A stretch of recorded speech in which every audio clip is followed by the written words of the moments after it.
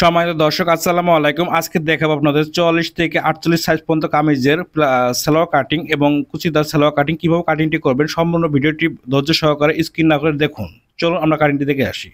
তো এই জায়গায় কাপড় নিয়েছি আমরা 2 গজ 8 গিরা পরিমাণ কাপড়, 2 হাতা পানা কাপড়। কাপড়টি কীভাবে কাটিং করব, কীভাবে ভাঁজ করব, কাপড়টি সম্পূর্ণ ভিডিওটি আপনার জন্য।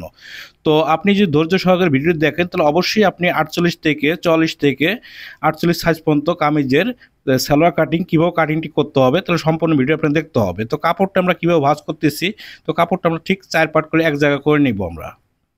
তো ঠিক 4 পার্ট এক জায়গায় করে নেওয়ার পর কাপড়টি সুন্দর করে আপনাকে ভাঁজটি করে নিতে হবে। তো ভাঁজটি করে নেওয়ার পর আমরা পরে যে কাজটি করব, আমরা উপর থেকে একটি দাগ করে নেব। যে কাপড় আঁকা বাঁকা থাকে অবশ্যই আপনাকে সুন্দর করে উপর থেকে একটি দাগ করে নিতে হবে। তো আমরা রাবারের জন্য 2 ইঞ্চি পরিমাণ একটি দাগ করে নিব। তো এই জায়গায় যেহেতু একজাস্ট বেল এবং বেল সহ একবারে আমরা কাটিংটি করব, সেক্ষেত্রে বেলের মাপটি আমরা কীভাবে প্রথমত 6.5 ইঞ্চি আমরা একটা দাগ করে নিব।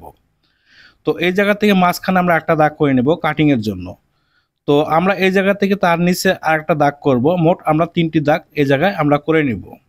তো দাগটি কিভাবে করব আপনারা ভালো করে এই জায়গাটা লক্ষ্য করবেন, খুব সহজে আপনি সালোয়ার কাটিংটি করতে পারবেন। তো আমরা 3টি দাগ সুন্দর করে আমরা করে নিলাম। তো আমরা মাঝখানে দাগে আমরা কাটিংটি করব।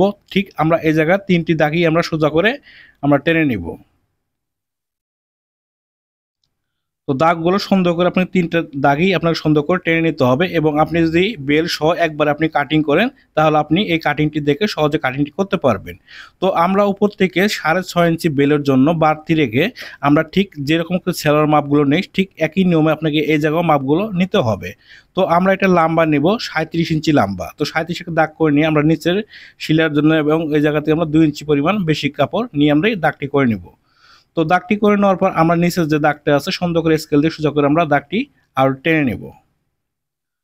তো দাগটি টেনে নেওয়ার পর আমাদের পরে যে কাজটি করতে হয়, আমরা এই জায়গা থেকে হাইয়ের যে মাপটি দেব উপর থেকে আমরা ধরে ঠিক আমরা হাই কত ইঞ্চি ব্যবহার করব।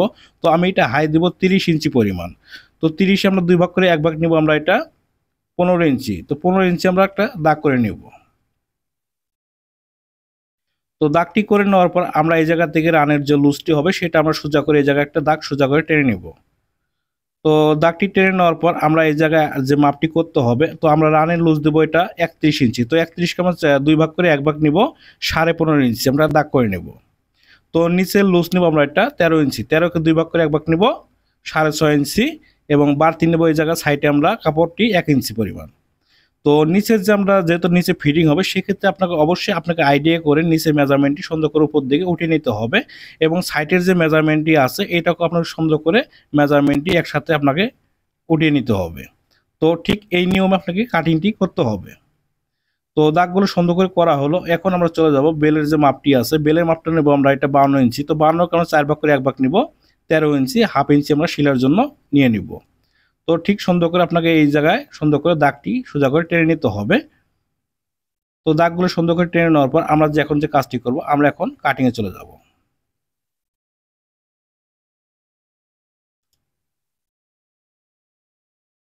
তো আপনাকে এই নিয়মে কাটিং করতে গেলে আপনাকে এই ভিডিওটি দেখে আপনি সহজে কাটিংটি করতে পারবেন। হাইয়ের এই জায়গায় হালকাভাবে আপনাকে একটু কাটিং করতে হবে। তো আমরা কল্লি যে জয়েন দেবো, তো কল্লির কাপড়টি আমরা সাইডে যে কাপড়টি বের হয়েছে সেই কাপড় থেকে আমরা কল্লি কাপড়টি বের করে নিব। তো কল্লি কাপড়টি আমরা সুন্দর করে ডাবল ভাঁজ করে নিব এবং 2 পার্ট আমরা এক জায়গায় করে নিয়ে কাটিংটি করতে হবে এবং লম্বা নেব কল্লির 5 ইঞ্চি পরিমাণ এবং সাইডে নেব আমরা 3 ইঞ্চি পরিমাণ। তো সুন্দর করে এইভাবে একটু হালকা করে রাউন্ড করে আপনাকে নিতে হবে এবং উপর দিকে আপনাকে একটু হালকা করে ডাউন দিয়ে কাটিংটি করতে হবে।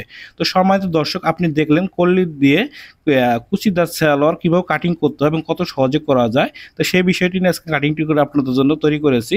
তো দয়া করে এরকম ভিডিও আপনারা যদি দেখেন সঠিক নিয়মে আপনার কাজটি খুব